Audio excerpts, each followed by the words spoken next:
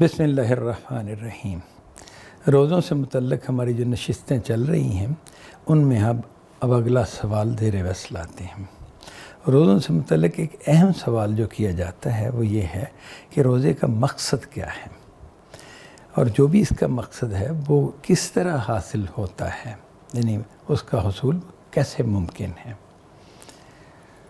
تو اس کا جواب بھی قرآن مجید نے دیا ہے۔ قرآن مجید میں فرمایا گیا ہے، یا ایھا الذین آمنوا کتب علیکم الصیام کما کتب علی الذین من قبلکم لعلکم تتقون۔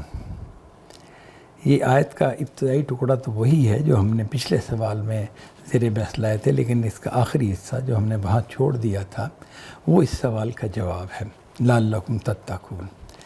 ترجمہ اس کا یہ ہوگا، اے ایمان والو، تم پر روزے فرض کیے گئے اسی طرح جیسے تم سے پہلی امتوں پر فرض کیے گئے، تاکہ تم تقوی اختیار کرو۔ لعلکم تتقون، یہ تاکہ تم تقوی اختیار کرو، ان الفاظ سے روزے کا مقصد بتایا گیا ہے کہ روزے ہم کیوں رکھوا رہے ہیں، رکھنے کو کیوں کہہ رہے ہیں، اس لیے کہ تم متقی بن جاؤ، تم میں تقوی پیدا ہو جائے۔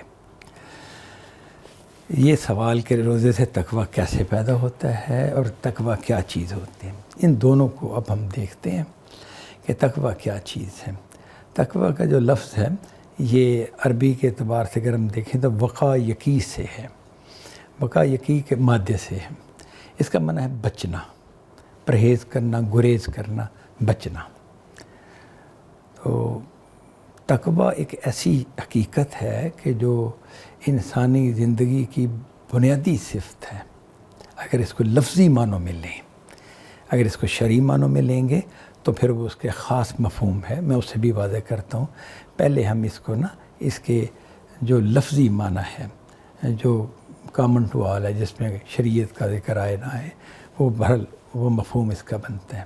وہ یہ ہے کہ انسان اپنی زندگی میں ہر جگہ پر بچ کر چلتا ہے، پرہیز کرتا ہے، گریز کرتا ہے، ڈرتا ہے۔ یہ ڈرنا بھی اسی کا ہے، تقوی کے حوالے سے یہ بھی ہے نا، تقوی اللہ، اللہ کا تقوی، تو اللہ کا ڈر اس معنی میں لیا جاتا ہے۔ اس ڈر سے انسان کیا کرتا ہے، کچھ چیزوں سے بچتا ہے، پرہیز کرتا ہے۔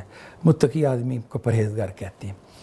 تو یہ جو سارے الفاظ ہیں ان کو اگر میں نے جیسے کہا کہ لفظی اعتبار سے آپ دیکھیں تو یہ بالکل درست بات ہے کہ انسان اپنی زندگی میں بچنے کا عمل، گریز کا عمل، پرہیز کا عمل بہت کرتا ہے۔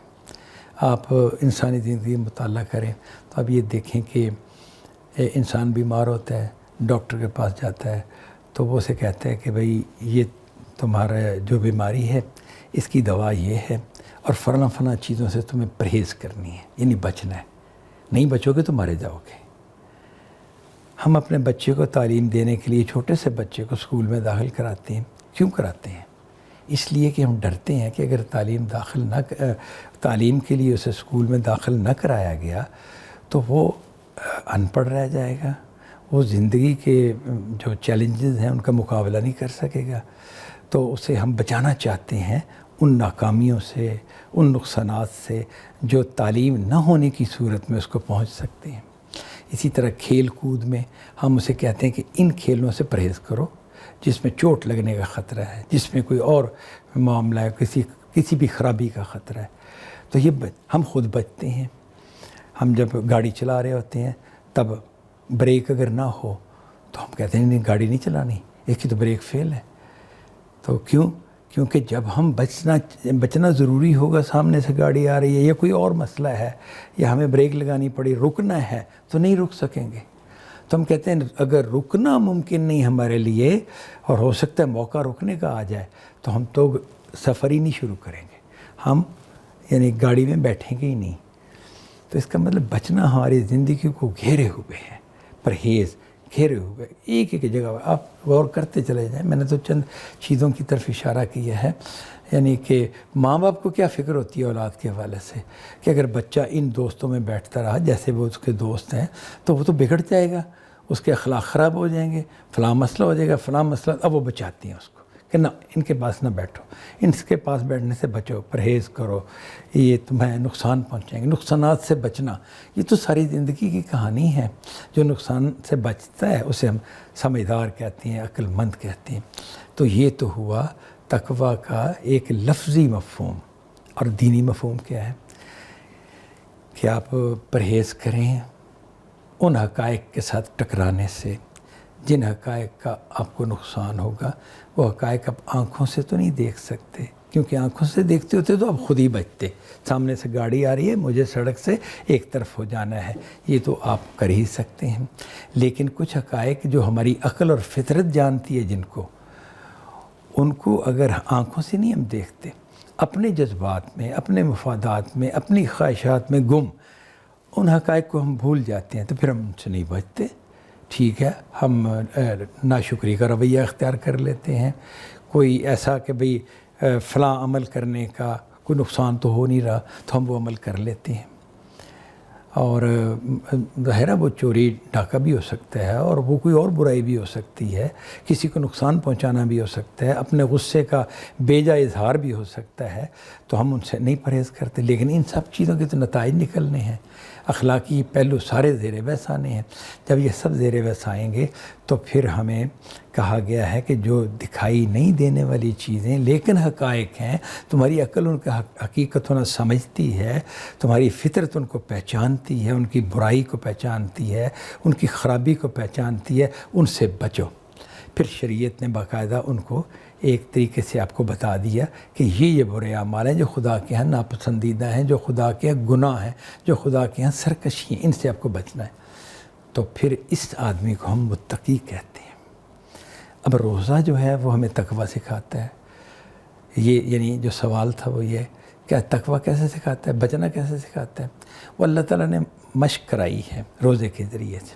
اب دیکھیں، ایک آدمی ہے وہ کہتا ہے جی میں خوش خط نہیں ہوں، میں میری ہینڈ رائٹنگ اچھی نہیں ہے، تو ہم اسے کیا کہیں گے؟ دعا کرو کہ ہینڈ رائٹنگ اچھی ہو جائے، یا کیا کہیں گے کہ کوئی تم خوراک کھو تمہاری ہینڈ رائٹنگ اچھی ہو جائے؟ نہیں، ہم اسے کہیں گے لکھو۔